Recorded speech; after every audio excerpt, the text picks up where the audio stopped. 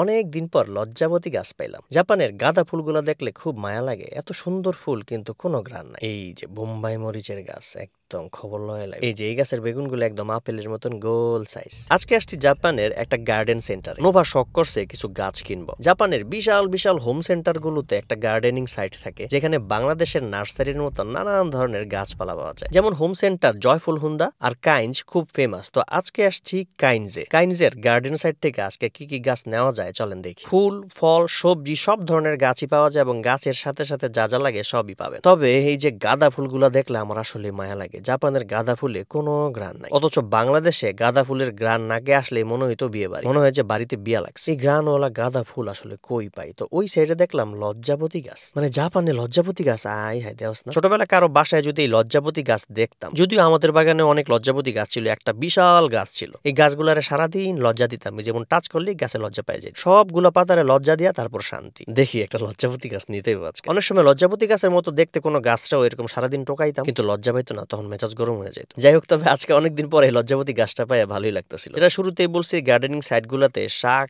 সবজি, ফল মূল, লতা পাতা, মানে আপনি যেই ধরনের গাছই চান সবই পাইবেন। এবং গাছের সাথে সাথে গাছ লাগানোর মাটি, সার, পাথর, কীটনাশক সবকিছু এক দোকানে। যদি আমাদের বাসায় একদমই জায়গা নেই, ছোট্ট একটা বারান্দার সাথে ঝুলাই মুলাই কিছু গাছ লাগানোর চেষ্টা করো। তো দেখি কি কি গাছ নেওয়া যায়, মানে নোভা কি কি গাছ নেয় আর কি।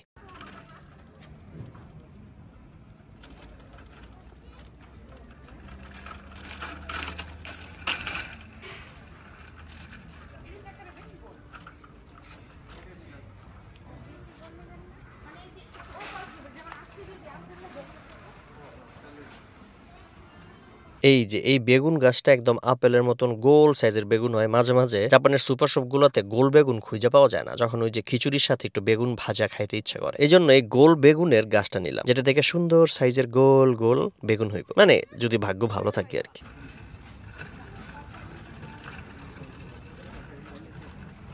এখন একটা টমেটো গাছ খুঁজতেছি, যেটা লতা পাতার মতো বাইব এবং বড় বড় টমেটো হইব। নানান ধরনের টমেটো গাছ, কনফিউজড হয়ে যায় কোনটার মধ্যে কি টমেটো হইব। যদিও ছবি আছে যে কোন গাছ থেকে আপনি কোন টমেটো পাইবেন, আর গাছের দামগুলো মোটামুটি রিজনেবল। যেমন এই টমেটো গাছটা নিলাম, যেটা বিশাল বড় হইব, মাচা মোচা দিয়ে রাখতে হইবে এটারে আর কি।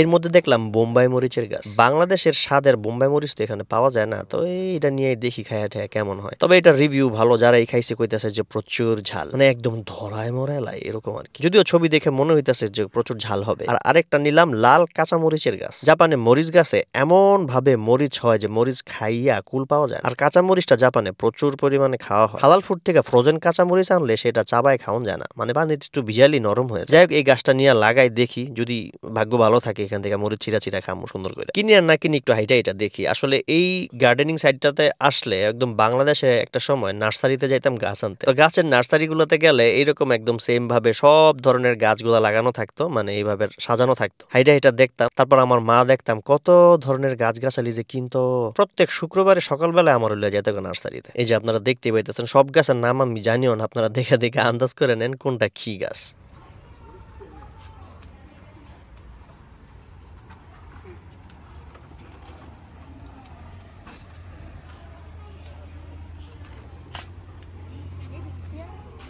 ফল গাছ এগুলো।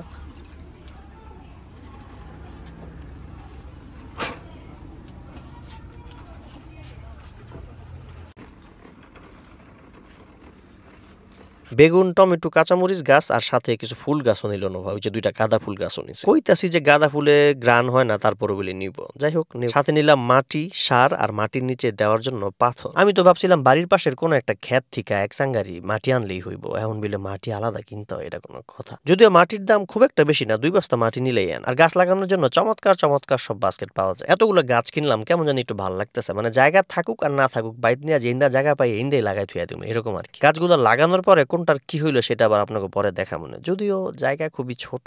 কতদিন পর এরকম নার্সারি থেকে গাছ কিনলাম। শুরুতে বলছিলাম যে এই গাছগুলো আমার বাসার বারান্দায় কোন রকম সিস্টেম করে লাগাবো, তবে ইচ্ছা আছে জাপানে সুযোগ পাইলে কোনো ছোটখাটো একটা জায়গা নিয়ে সেখানে একটু চাষবাস করবো। নিজের জমির চাষবাস করা সবজি টবজি খাইলাম, দেখতে ভালো লাগে, একটি কৃষি পরিবার। যাই হোক, জাপানের হোম সেন্টার গুলোর গার্ডেনিং সাইডের গাছগুলো দেখা কিছুটা হলে আইডিয়া পাইলেন যে কি কি গাছ এখানে পাওয়া যায়। আজকের মতো বিদায় নিয়ে আবারও কোন একটা ব্লগ নিয়ে চলে আসবো। চাইলে আমার চ্যানেলটা সাবস্ক্রাইব করতে পারেন আর পেজটা ফলো দিয়ে সাথে থাকতে পারেন।